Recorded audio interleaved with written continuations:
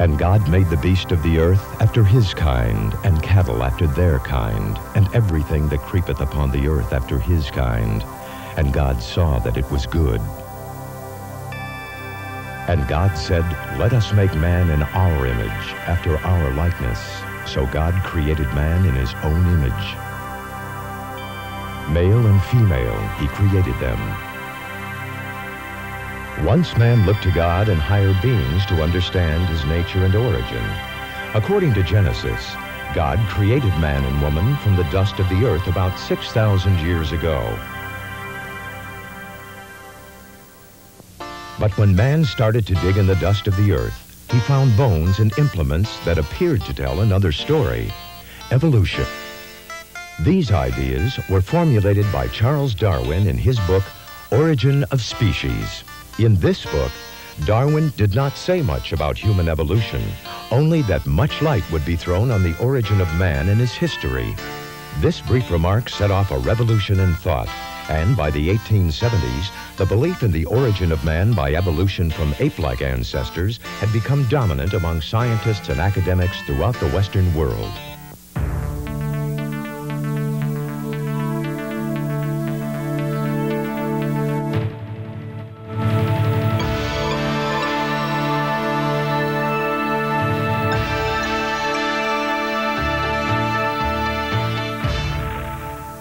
In the years following the publication of The Origin of Species, various scientists began drawing family trees, showing how the human species evolved from lower animals. This particular tree was drawn by the German naturalist Ernst Haeckel. The only problem with this picture was that there was precious little evidence to support it. At first, they had only Neanderthal man to fill in the gaps, too human-like and too recent to be a missing link. But scientists committed to Darwinian evolution expected that fossils of a genuine ape man, sufficiently ancient, would soon be found. In fact, Haeckel commissioned this painting, showing exactly how he should appear. He called him Pithecanthropus salalis, the speechless ape man. And scientists were not disappointed. Fossils said to represent a whole series of intermediates were discovered over the next several decades. Here is the picture that emerged. In 1894, the Dutch physician Eugene Dubois discovered a primitive skull and thigh bone in Java, thus realizing the dream of Haeckel's Pithecanthropus salalis. Today, Java man, along with Peking man and other specimens, is known as Homo erectus. Homo erectus is thought to have lived from 1.6 million to 300,000 years ago. Modern man, represented by Cro-Magnon man, is thought to have first appeared about 40,000 years ago. Neanderthal man, now generally thought to be an offshoot from the main line of human evolution, existed from 150,000 to 35,000 years ago. In the 1920s, a South African scientist found the first specimen of the creature now called Australopithecus, a small, erect, ape-like being thought to represent the human lineage at 2 to 3 million years ago. In the 1950s, Lewis and Mary Leakey discovered Homo habilis, an intermediate between Australopithecus and Homo erectus. According to the current scenario, the initial stages of evolution from Australopithecus to Homo erectus took place in Africa. Homo erectus then left Africa and spread widely throughout the tropical and temperate latitudes of the Old World. Somewhere in this broad region, it is believed Homo erectus evolved into Homo sapiens.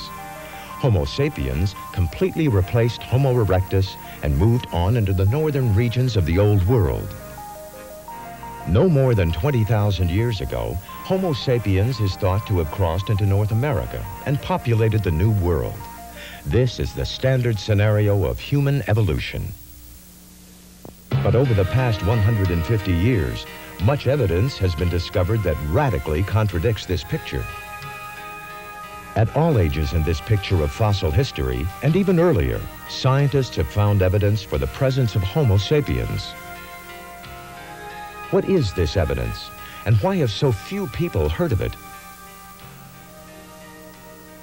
First of all, we should understand that our whole picture of man's prehistoric past is based on 4 kinds of physical evidence: stone tools, incised bones, human skeletal remains, and other artifacts. A stone tool like this one from a site in Torralba, Spain, may look like an ordinary rock, but experts in lithic technology can identify the chipping and fracturing as the product of human work. In a similar fashion, experts can tell the difference between marks made by animal teeth and those made by flint tools on fossil bones. This cut bone was found at a Cro-Magnon site. This Cro-Magnon skeleton was unearthed in France during the 19th century. Most paleoanthropologists would not expect such skeletons of modern human type to be older than 40,000 years. Scientists interested in human prehistory also study artifacts such as paintings, statues, carvings, and pottery, which they tend to regard as very recent. But now, let's investigate the large body of evidence in these categories that contradicts the modern picture of man's origins, starting with that found in Europe. In the 1850s, Carlos Ribeiro, the head of the Geological Survey of Portugal, found these tools in the Miocene strata of the Tagus River Valley near Lisbon. To get some idea of the astounding age of Ribeiro's discoveries, let's look at a chart of the geological ages. The Miocene extends from 5 to 25 million years ago. At present, the most primitive accepted stone tools all lie within the Pleistocene, being at most 2 million years old. Tools of the type discovered by Ribeiro in Miocene formations are generally found in the upper Pleistocene and are characteristic of fully modern man. At present, extinct apes are the highest primates assigned to the Miocene. Then what made Ribeiro's tools? Are they really artifacts, or are they products of nature? Let's compare Ribeiro's tool with an accepted stone tool made by Neanderthal man in the late Pleistocene, less than 100,000 years ago. On both, large flakes were removed in parallel, something not likely to occur in the course of random battering by natural forces. The opposite sides of both pieces display additional features typical of human work, such as the bulb of percussion, caused by a single directed blow that removed the flake from a flint core. The striking platform, the surface upon which the blow is struck. The aurelior, a small chip removed from the bulb of percussion. In every respect, Ribeiro's Miocene tools resemble those accepted by scientists as the product of human work. Despite such evidence, many scientists resisted the conclusion that human beings manufactured tools in the Miocene. At an International Congress of Archaeology and Anthropology held in Lisbon in 1871, a commission of scientists was appointed to examine the sites of Ribeiro's discoveries. One member of this commission, the Italian geologist J. Bellucci, found this tool in Miocene strata. All the scientists present agreed it was identical to late Pleistocene scraping tools. This led some to claim that it was indeed a late Pleistocene tool that had been washed into a Miocene formation from above. But the tool was found firmly embedded in the upper surface of an overhanging section of the Miocene layers. Stone tools, even older than those of Portugal, were found by the Abbé Bourgeois at Tenay in France. Many of the tools were found embedded in undisturbed Oligocene formations, and this indicates an age of from 25 to 38 million years. Especially noteworthy is the retouching on the edges of the implements. This retouching is confined to one side of the working edge of the implement. It is obvious that several small flakes have been removed in succession, and most are oriented in the same general direction. Such retouching is generally regarded as a sure sign of intentional work. The implements from the Oligocene of Tenay display the same features as this accepted scraper from an Upper Pleistocene site in France. Here are more examples of unifacially retouched implements from the Oligocene at Tenay, reproduced from 19th century scientific journals. At another site near Aurillac in southern France, several scientists recovered stone implements from Miocene formations during the 19th century. In 1905, the German scientist Max Verworn sought to confirm these discoveries by conducting his own excavations at Aurillac. He personally recovered these implements from Miocene formations there. Here, the cortex, or outer surface of the flint, has been removed from the working edges, which have been carefully chipped to form a point. Scientists such as Henry Breuil sought to prove the natural origin of such implements. An excavation near Clermont in France, Breuil found specimens like these, with small chips of flint lying close to the parent blocks, apparently removed by geological pressure. Because this occurred in an Eocene formation, Breuil believed human work of any kind could be ruled out. He was convinced human beings could not have existed from 38 to 55 million years ago. On the basis of this preconception, he concluded that all of the flints resembling tools found in the same Eocene stratum had also been formed by geological pressure, including this one. And this one. In fact, Breuil said that it was stupefying to find in an Eocene formation an implement such as this, which he said looked exactly like a late Pleistocene tool made by Homo sapiens. But here is an important fact. Specimens of this level of sophistication were not found with the chips in place.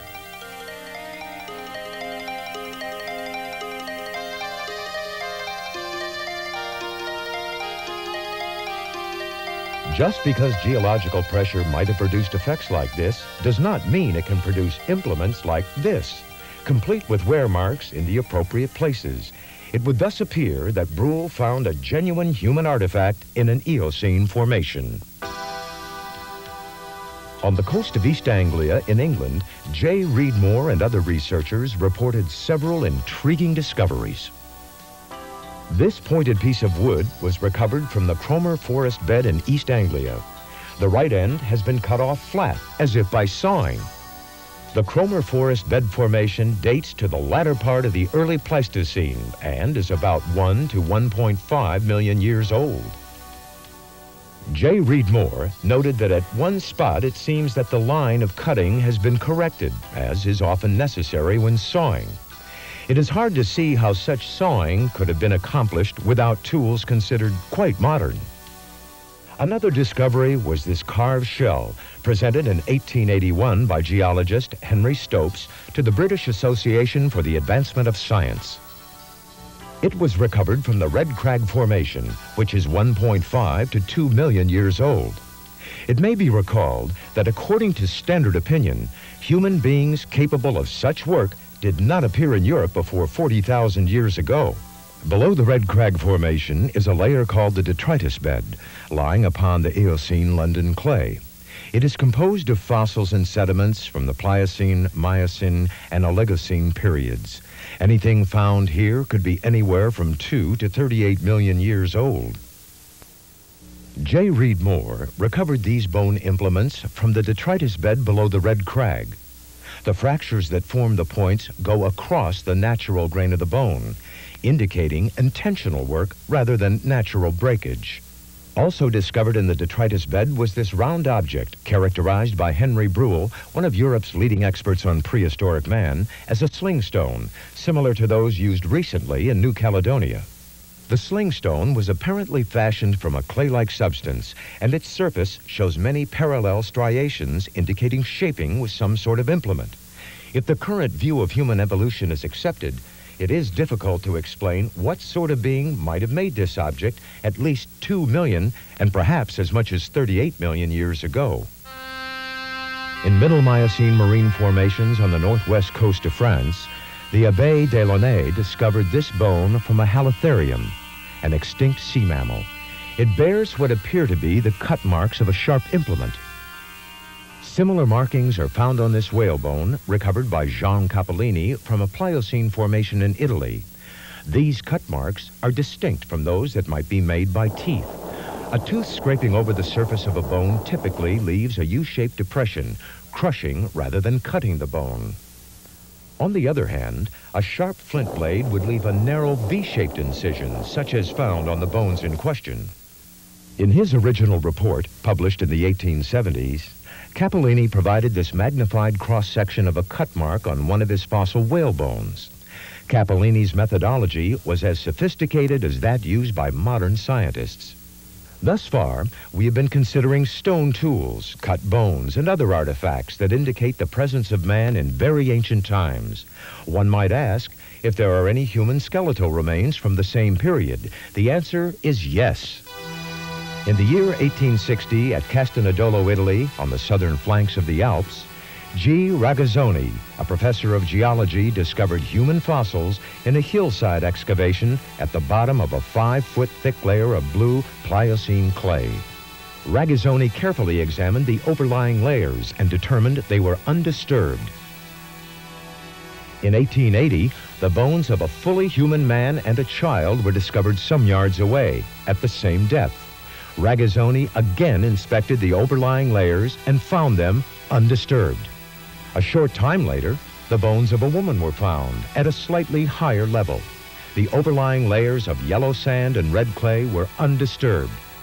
This ruled out the possibility the bones may have been introduced into the Pliocene clay by burial from above. The reconstructed skull of the woman is fully human and provides excellent evidence for Homo sapiens in northern Italy over 2 million years ago. According to modern theory, present-day Homo sapiens came into being only 40,000 years ago. Leaving Europe, we now turn our attention to discoveries in other parts of the world. In 1894, Dr. Fritz Nordling, a paleontologist with the Geological Survey of India, found this implement in the Miocene Formation in Burma. Dr. Nordling commented that if this tool were to be rejected as the product of natural forces, then almost all the recognized stone tools from later periods should also be rejected. In the early part of this century, some Argentine scientists discovered stone tools in the Pliocene Formation at Miramar, on the coast of Argentina, just south of Buenos Aires. The formation contained bones of typical Pliocene mammals, making it over 2 million years old. But the Argentine researcher Antonio Romero insisted that the formation was quite recent and that the Pliocene animal bones had been washed in from elsewhere. Carlos Ameghino, however, found in natural connection the bones of the whole rear leg of a Pliocene species of Toxodon, an extinct South American mammal. But this is not likely to have occurred simply by the random movement of the bones in the currents of streams. If the bones really belong together, that means that a Pliocene animal died in that place and that the formation really is 2 to 5 million years old, as are the stone tools found there. And here is a further interesting fact. Carlos Ameghino found embedded in the Toxodon femur a stone arrowhead, more evidence for the presence of technologically sophisticated human beings over 2 million years ago in Argentina. This fully human skull was discovered in 1896 by workmen excavating a dry dock in the harbor of Buenos Aires. It was found in the rudder pit of the dry dock at a depth of about 35 feet below the bottom of the river, just after the workmen broke through a hard limestone-like layer of Tosca. The sediments in which the skull was found are 1.5 to 2.5 million years old. Some might object that no scientist was present at the moment of discovery by the workmen. But workmen also discovered the Heidelberg jaw, which is fully accepted as an example of Homo erectus in the Middle Pleistocene of Europe.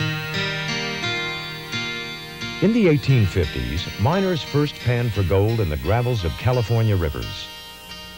Later, they dug mine shafts at places like Table Mountain in Tuolumne County in order to get at the gold-bearing gravels. The gravels were originally deposited in rivers that flowed here millions of years ago during the Miocene period and earlier. At the end of the Miocene, volcanic eruptions covered the entire area with basalt.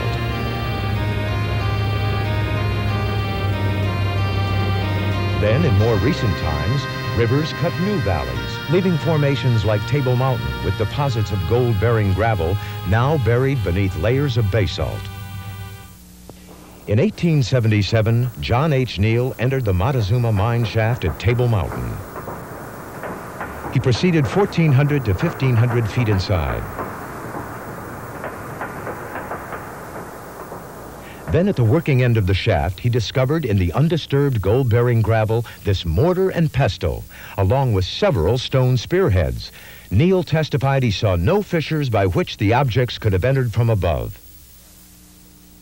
The gold-bearing gravels at Table Mountain date at least to the late Miocene, and therefore the objects found in them would be 7 to 9 million years old. Some modern geologists say the ancient river channels are from the Eocene period and could thus be as much as 55 million years old. Miners made similar discoveries at dozens of nearby locations. This mortar and pestle were found in 1861 in gold-bearing gravels 16 feet below the surface at Kincaid Flat. These turned up at Gold Spring Gulch. And this, 200 feet inside the Boston Tunnel Company mine at Table Mountain. This interesting object was found in 1864, 16 feet below the surface in gold-bearing gravel at Oregon Bar in Placer County. These examples and many others were reported by J.D. Whitney, the state geologist of California. Nevertheless, some objected that they were all hoaxes by miners. But in 1869, Clarence D. King of the U.S. Geological Survey discovered this pestle firmly in place at Table Mountain. It is shown alongside a modern Indian pestle.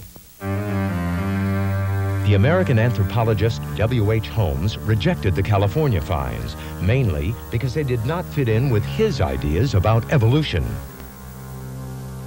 The discovery of Java Man had put an ape man in the Middle Pleistocene.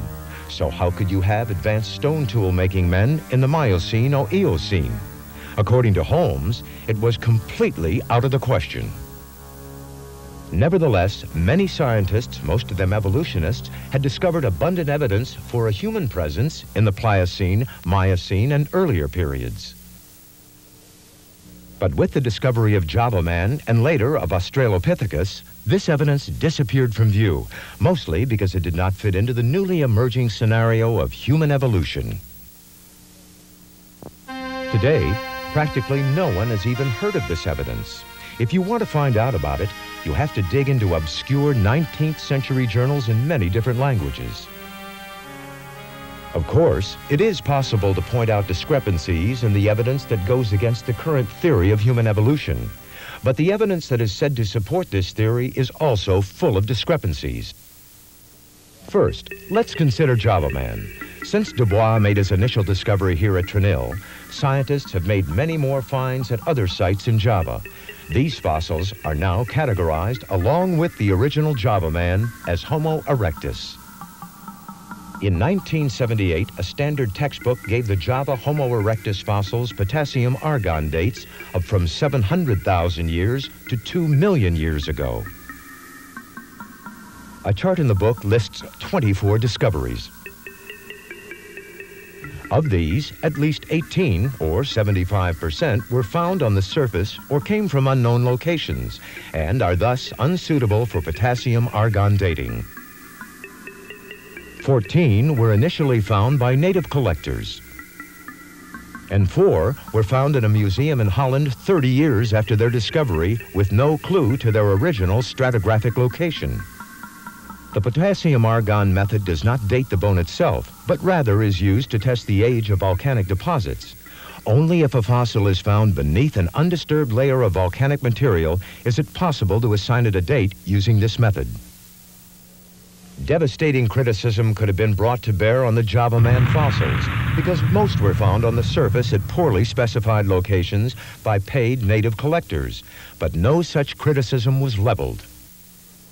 Instead, scientists simply dressed up this imperfect evidence with undeserved potassium-argon dates that allowed the fossils to be easily fitted into the accepted outline of human evolution.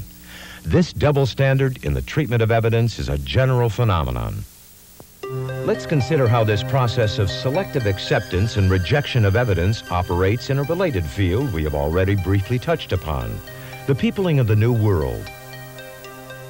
The view now being vigorously defended is that Homo sapiens crossed over from Siberia not more than 20,000 years ago. Yet scientists have discovered a great deal of evidence suggesting a far more ancient human presence in the New World. Even though this evidence is comparable in quality and quantity to the evidence used to support the dominant view, it is rejected by establishment scientists.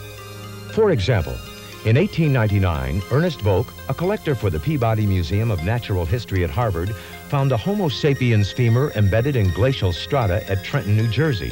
The layer in which the bone was found is said by the New Jersey Geological Survey to be about 107,000 years old. This small statue, found at Nampa, Idaho in 1889, came from an encased well shaft at a depth of 300 feet. The level at which it was found is now dated by the U.S. Geological Survey as being between 300,000 and 2 million years old. The Nampa image is comparable to the famous Willendorf Venus attributed to Cro-Magnon man in Europe. Man is not thought to have made such works of art until 30,000 years ago. By the way, the Venus of Willendorf was found by a road workman. This coin-like object was recovered at a depth of over 100 feet from a well boring in Illinois. The Geological Survey of Illinois states that the formation in which it was found is from 200,000 to 400,000 years old. The discovery was initially reported by William E. Dubois of the Smithsonian Institution. In the early 1960s, Louis Leakey located an early man site at Calico in Southern California with stone tools found in strata dated at 200,000 years old. In succeeding years, thousands of implements have been recovered from the Calico site, including this beaked graver. If scientists are reluctant to modify their view concerning man's entry into the Americas, they are even more hesitant to change their view that modern man first appeared within the past 40,000 years and evolved from ape-like ancestors originating in Africa. Evolutionists pride themselves on having done away with the idea that man was created 10,000 years ago, but not much has changed. The present dominant view is that human beings of modern type still can be dated back only a few thousand years. Before that, there was only primitive man fading off into ape-like life. But this film confronts us with abundant evidence that human beings of modern type have existed for tens of millions of years into the past, in geological ages distant from our own.